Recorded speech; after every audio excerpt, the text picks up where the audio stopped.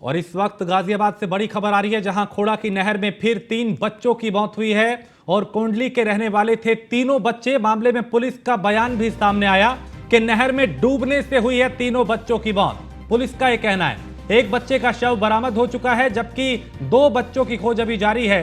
तीनों बच्चे करीब 14 से 17 साल के बीच की उम्र के बताए जा रहे हैं और एक दिन पहले भी एक बच्चे का शव यहां से बरामद हुआ था। तो नहर में डूबने से 3 बच्चों की मौत हुई, पुलिस का कहना है। तो खोड़ा की नहर में फिर 3 बच्चों की डूबने से मौत हुई है। कोंडली के रहने वाले थे तीनों बच्चे।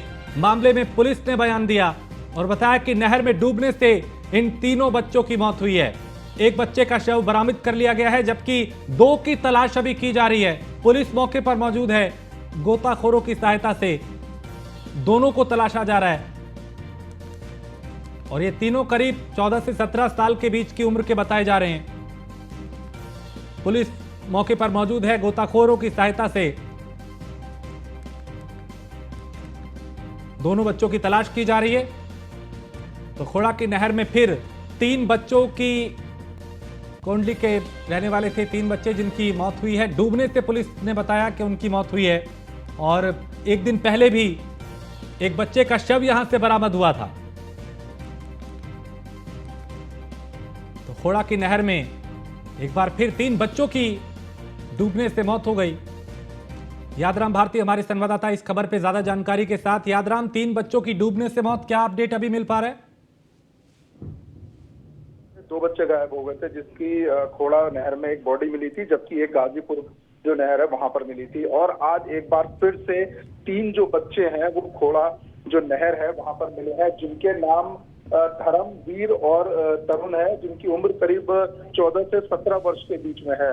फिलहाल पुलिस इन बच्चों को ढूंढने का प्रयास कर रही है। गोताखोरों की जो टीम है वो लगाई गई है, लेकिन जिस तरीके से कोंडली के बच्चे बताए जा रहे हैं और यहाँ पर आखिर ये नहाने आए थे या किस काम से आए थे, पुलिस इस मामले की जांच कर रही है। और आखिर डूबने की वजह क्या रही, क्या बच्चे तैरना नहीं जानते थे या फिर उनको डुबाकर मारा गया है, तो इन तमाम मुद्दों पर, इन तमाम जो सवाल हैं उनकी जांच में पुलिस जुटी है। फिलहाल पुलिस मौके पर है और उसका कहना है कि जो बच्चे हैं, बाकी के जो 2 बच्चे हैं, उनकी खोज अभी जारी है।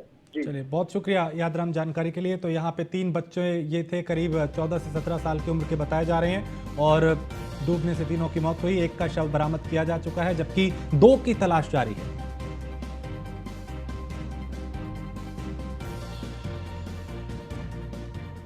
खबर बुलंदशहर से है, जहां प्राइवेट कंपनी में मजदूर की मौत का मामला है और मजदूर के ऊपर काम करते हुए जेसीबी मशीन चढ़ी थी और कंपनी के गेट पे परिजनों ने प्रदर्शन भी किया, नाराजगी जाहिर की। पुलिस ने शव को कब्जे में लेकर पोस्टमार्टम के लिए भेजा है। कंपनी प्रबंधन की तरफ से नहीं दिया जा रहा कोई जवाब और सिकंदराबाद के औद्योगिक क्षेत्र का यह मामला है। तो जेसीबी की चपेट में आने से इस मजदूर की मौत हुई। परिवार का कंपनी के गेट पे रो रो के बुरा हाल है। उसमें छोटे बच्चे हैं, उसमें अन्य परिवार के सदस्य हैं। तो बुलंदशहर से खबर, जहां एक प्राइवेट कंपनी में मजदूर की मौत का मामला। मजदूर के ऊपर काम करते वक्त जेसीबी चढ़ी थी, उसकी चपेट में वो आ गया था और जेसीबी की चपेट में आने से उसकी मौत हुई। पुलिस ने शव को कब्जे में लेकर पोस्टमार्टम के लिए भेजा, लेकिन कंपनी प्रबंधन की तरफ से कोई जवाब नहीं दिया जा रहा। सिकंदराबाद के औद्योगिक क्षेत्र का यह मामला है।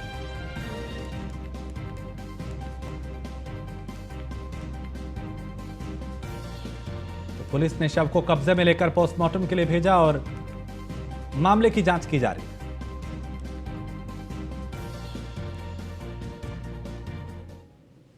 और खबर बेंगलुरु से है, जहां कांग्रेस विधायक दल की बैठक से जुड़ी इस वक्त बड़ी खबर आ रही है, जहां खड़गे चुनेंगे कर्नाटक का मुख्यमंत्री और विधायक दल की बैठक में प्रस्ताव पास हुआ है। खड़गे तय करेंगे कि सीएम कौन होगा, क्योंकि कर्नाटक में कांग्रेस को बहुमत तो मिल गया, लेकिन अभी मुख्यमंत्री कौन होगा ये अब तय मल्लिकार्जुन खड़गे करेंगे। विधायक दल की बैठक में ये प्रस्ताव पास हुआ है, यानी मल्लिकार्जुन खड़गे जिसके नाम पे मोहर लगा देंगे, कर्नाटक का मुख्यमंत्री वही होगा। अभी 2 नाम चर्चाओं में है, सिद्धरमैया और डीके शिव कुमार।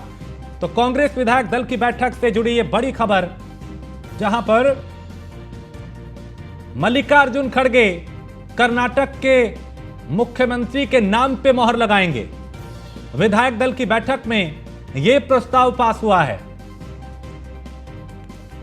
तो मल्लिकार्जुन खड़गे ही सीएम का नाम और चेहरा तय करेंगे और उन्होंने जिसके नाम पे सहमति दे दी वही कर्नाटक का मुख्यमंत्री होगा।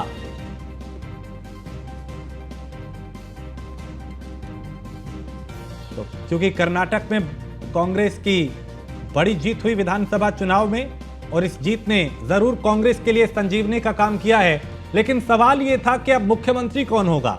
चर्चाओं में सिद्धरमैया का नाम भी चर्चा में, डीके शिव कुमार का नाम भी, और उनके नाम को लेकर ही कई संभावनाएं कर्नाटक की सियासत में गूंज रही थी। लेकिन अब यह तय हो गया कि जो कांग्रेस के राष्ट्रीय अध्यक्ष मल्लिकार्जुन खड़गे हैं वो जिसके नाम पे सहमति जताएंगे उसी नाम को सर्वसम्मति से मुख्यमंत्री मान लिया जाएगा और अब मल्लिकार्जुन खड़गे ही सीएम का चेहरा और नाम तय करेंगे। तो कांग्रेस विधायक दल की बैठक से जुड़ी ये बड़ी खबर, जहां एक प्रस्ताव पास हुआ जिसमें मल्लिकार्जुन खड़गे ही मुख्यमंत्री का चुनाव करेंगे, उनके नाम पर सहमति देंगे। अब कौन होगा कर्नाटक का मुख्यमंत्री, इससे जल्द ही तस्वीर साफ हो जाएगी।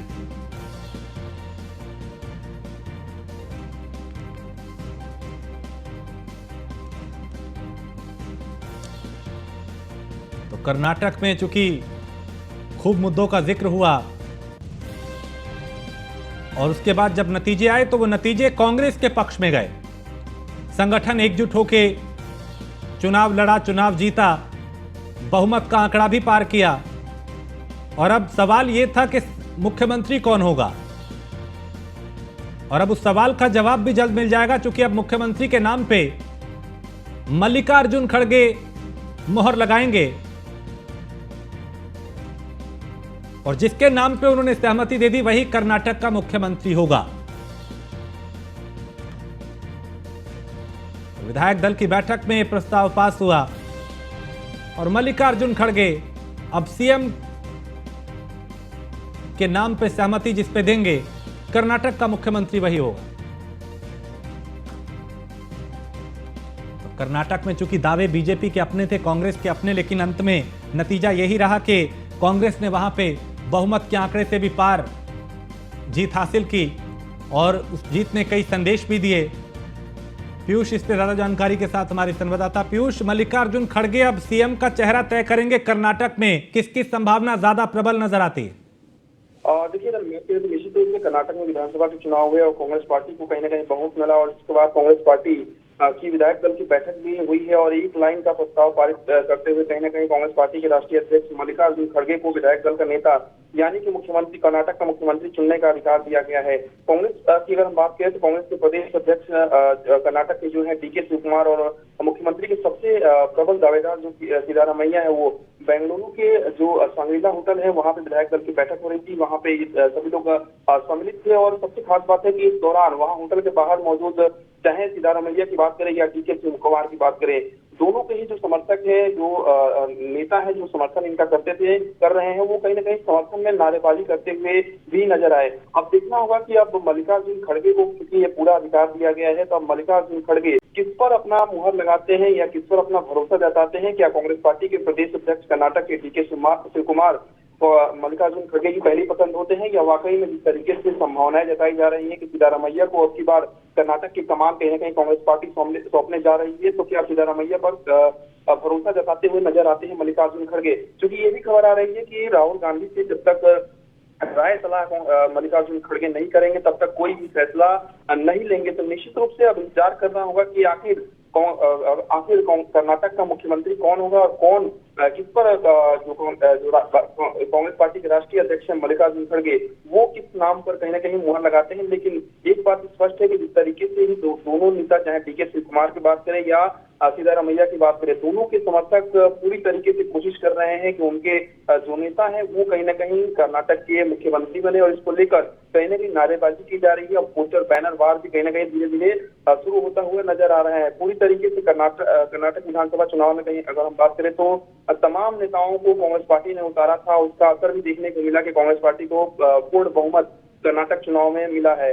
ऐसे में अब देखना होगा कि कर्नाटक की कमान किसके हाथ में कांग्रेस पार्टी लेती है, कौन कर्नाटक का मुख्यमंत्री होता है। क्योंकि रणदीप सुरजेवाला की बात करें, कर्नाटक के प्रभारी हैं, वो भी लगातार बैठकें कर रहे हैं और उम्मीद जताई जा रही है कि सर्वसम्मति से कहीं ना कहीं एक फैसला लिया जाएगा, क्योंकि अब पूरी तरीके से मामला मल्लिकार्जुन खड़गे पर डाल दिया गया है। यानी कि मल्लिकार्जुन खड़गे को अब ये कह दिया गया है कि अब वो कहीं ना कहीं फैसला लेंगे। अब बिल्कुल, यानी अब मल्लिकार्जुन खड़गे के ऊपर सारी जिम्मेदारी होगी कि मुख्यमंत्री का नाम और चेहरा कौन होगा, और जिसपे उन्होंने सहमति दी वही कर्नाटक का मुख्यमंत्री होगा। बहुत शुक्रिया पीयूष इस तमाम जानकारी के लिए।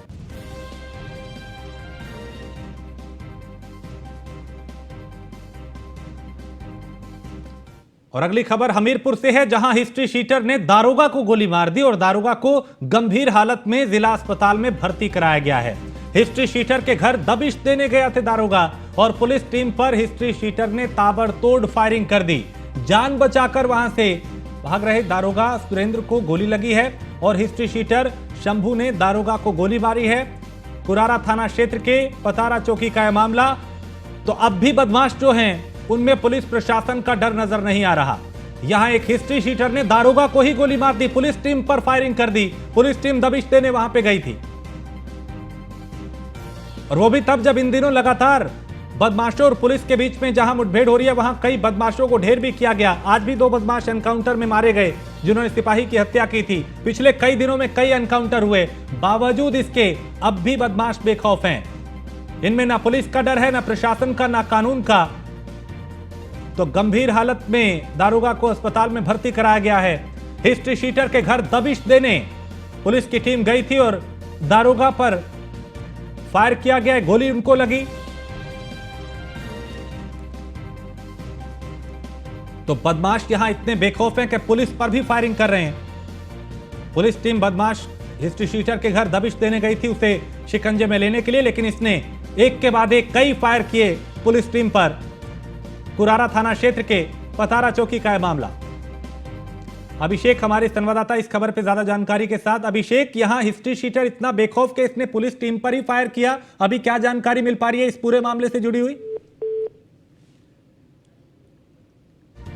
संपर्क मेरा हो नहीं पाया उनसे, और हम विस्तार से जानकारी लेंगे कि आखिर कैसे ये पूरा मामला घटित हुआ। चूंकि एक तरफ तो बदमाशों में मुख्यमंत्री का, पुलिस प्रशासन का खौफ है, दूसरी तरफ अगर इस तरह की वारदात, इस तरह की घटना अब भी हो रही है जैसा विकास दुबे ने किया था, उसने भी पुलिस टीम पे फायर किया था और यहां पे भी पुलिस की टीम को ही निशाना बनाया गया।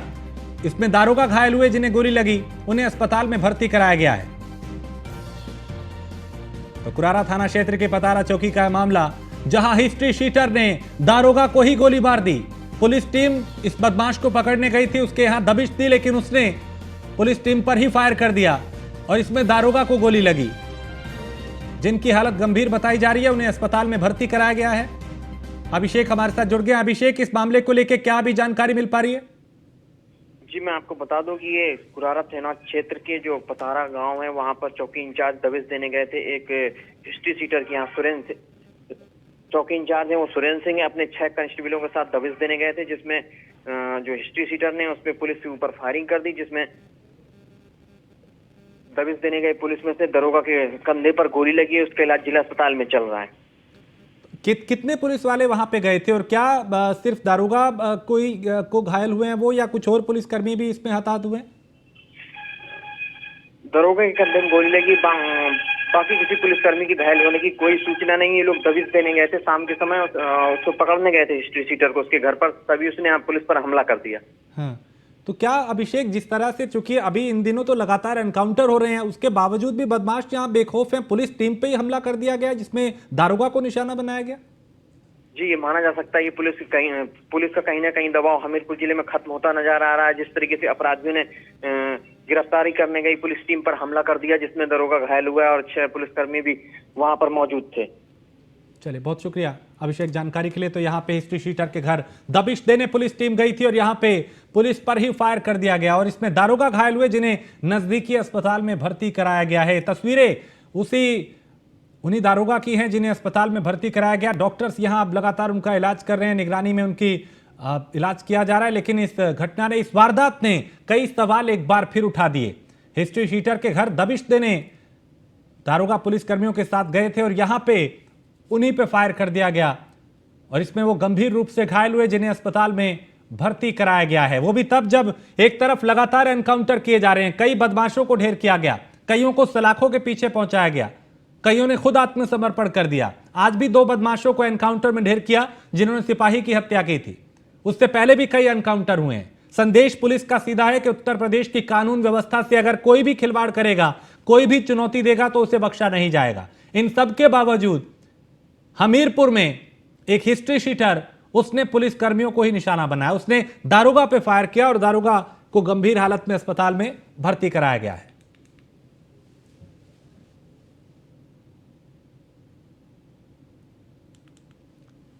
तो पुलिस टीम पर हिस्ट्री शीटर ने ही फायरिंग कर दी और इसमें दारोगा इसमें घायल हुए गंभीर रूप से, जिन्हें अस्पताल में भर्ती कराया गया है।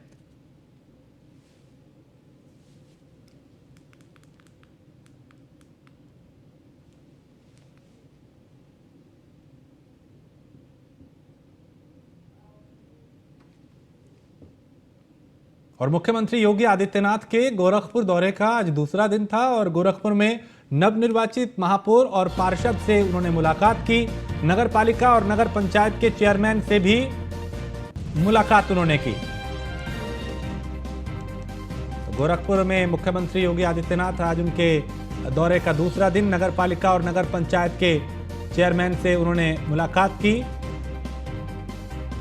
तो सीएम योगी आदित्यनाथ के गोरखपुर दौरे का दूसरा दिन, इस दौरान उन्होंने जनता दरबार भी लगाया था और जो महापौर नवनिर्वाचित हैं, जो पार्षद हैं, उनसे मुलाकात की।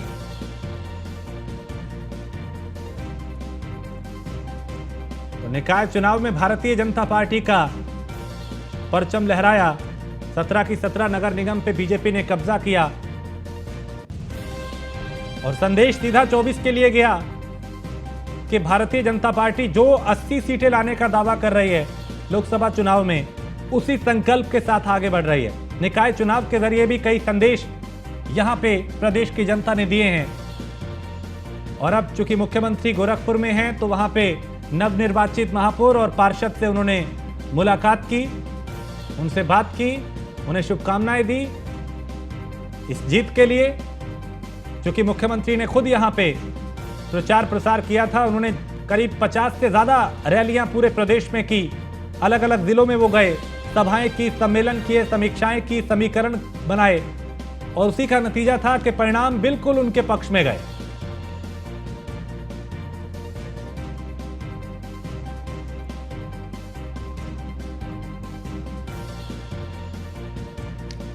हरेंद्र दुबे हमारे संवाददाता गोरखपुर से ज्यादा जानकारी के साथ। हरेंद्र, मुख्यमंत्री के गोरखपुर दौरे का दूसरा दिन, आज उन्होंने महापौर से भी मुलाकात की, जो पार्षद थे उनसे भी मुलाकात की, और क्या कुछ हुआ वहां?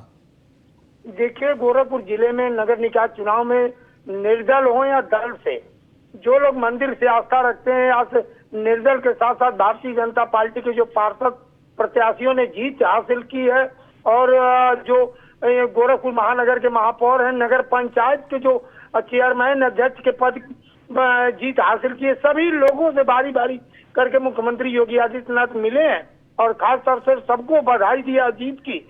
और सबसे बड़ी बात रही कि जिस तरह से मुख्यमंत्री योगी आदित्यनाथ की मुहिम को कार्यकर्ताओं ने जन जन तक पहुंचाने के साथ सफलता मिली है, उस सफलता का श्रेय मुख्यमंत्री को देने के लिए सभी पार्षद पहुंचे हुए थे, नवनिर्वाचित अध्यक्ष, चेयरमैन, मेयर भी पहुंचे हुए थे। तो सबसे मुलाकात करके सबको शुभकामनाएं दी। जल्द ही शपथ ग्रहण की घोषणा हो सकती है। मुख्यमंत्री ने इस तरह से आश्वासन देते हुए, क्योंकि ज्यादा बारिश का मौसम धीरे धीरे नजदीक आ रहा है, उसको लेकर के हर वार्ड में काम कराना है, जल जमाव की स्थिति से दूर करना है, उसको लेकर के उन्होंने कहा जितनी जल्द शपथ ग्रहण खत्म हो जाएगा उसके बाद से काम शुरू कर देना है। इन सब मुद्दों पर पार्षदगण, मेयर और नगर अध्यक्षों से आज मुख्यमंत्री योगी आदित्यनाथ ने खुद वार्ता की है और सभी को बधाई दी है। ऐसे में हरेंद्र, चूंकि मुख्यमंत्री ने खुद यहाँ पे सभाएं, सम्मेलन की और गोरखपुर चूंकि उनका गृह जनपद है, यहाँ पे भी उन्होंने खूब प्रचार प्रसार किया था, नतीजे उनके पक्ष में गए। अभी क्या प्राथमिकताएं रहने वाली हैं?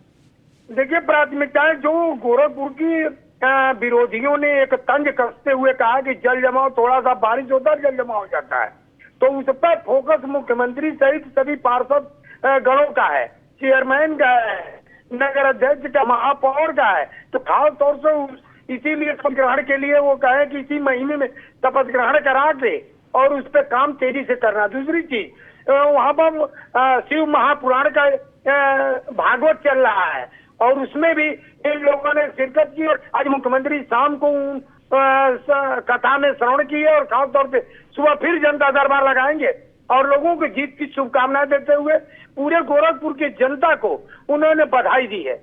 चलिए, बहुत शुक्रिया हरिंद्र जानकारी के लिए। तो गोरखपुर में नवनिर्वाचित महापौर और पार्षद से मुलाकात मुख्यमंत्री योगी आदित्यनाथ ने की और नगर पालिका और नगर पंचायत के चेयरमैन से भी शिष्टाचार भेंट की।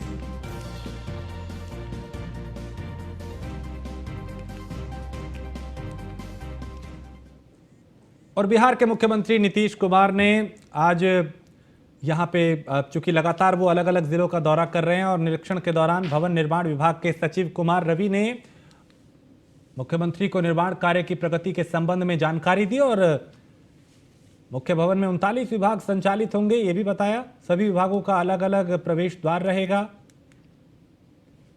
बेसमेंट और भूतल के अलावा 5 फ्लोर होंगे। इस परिसर में लगभग 205 ओपन पार्किंग और 240 बेसमेंट पार्किंग की सुविधा होगी। मुख्यमंत्री ने खुद यहां का जायजा लिया, निरीक्षण किया।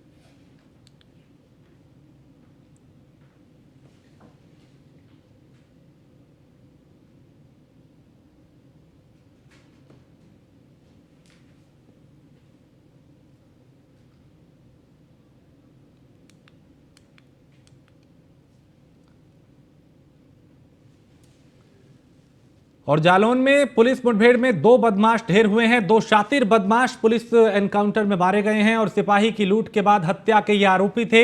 उरई के इंडस्ट्रियल एरिया में ये मुठभेड़ हुई और सिपाही का मोबाइल लूटा था, पर्स बरामद हुआ है और बदमाशों के पास से मोबाइल और पर्स बरामद पुलिस ने किया है। इंस्पेक्टर उरई के भी घायल होने की खबर है।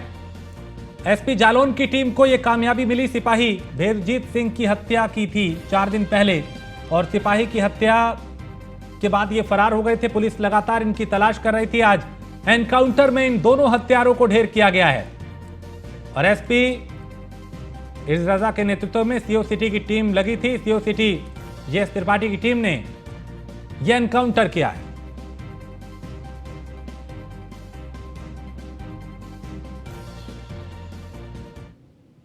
9 और 10 की रात को एक घटना हुई थी थाना उरई क्षेत्र के अंतर्गत, जो हाईवे चौकी है, जो झांसी रोड है, वहाँ पर एक घटना हुई थी जिसमें हमारे कांस्टेबल शहीद भेरजीत सिंह की हत्या कर दी गई थी कुछ लोगों के द्वारा। तो उस घटना पे हम लोग लगातार काम कर रहे थे। मुखबिर की सूचना मिली कि आज वो 2 अपराधी, उनकी हमें डिटेल ज्ञात हुई थी कि वो 2 अपराधी आज यहाँ पर आने वाले हैं और तत्काल घेराबंदी की गई टीमें बना के। और घेराबंदी के दौरान उन्होंने पुलिस पर फायरिंग की और पुलिस में हमारे एसएचओ जो हैं, एसएचओ उरई, वो घायल हुए हैं, उनके हाथ में गोली लगी है। इसके अतिरिक्त उनकी गोली हमारे 2 पुलिसकर्मियों के बुलेट प्रूफ जैकेट में भी लगी है। तो तत्काल हम लोगों ने भी जवाबी फायर किया। जवाबी फायरिंग में दोनों अपराधियों की भी गोली लगी। और इसी के साथ इस बुलेटिन में फिलहाल इतना ही। आप बने रहिए न्यूज़ 1 इंडिया के साथ।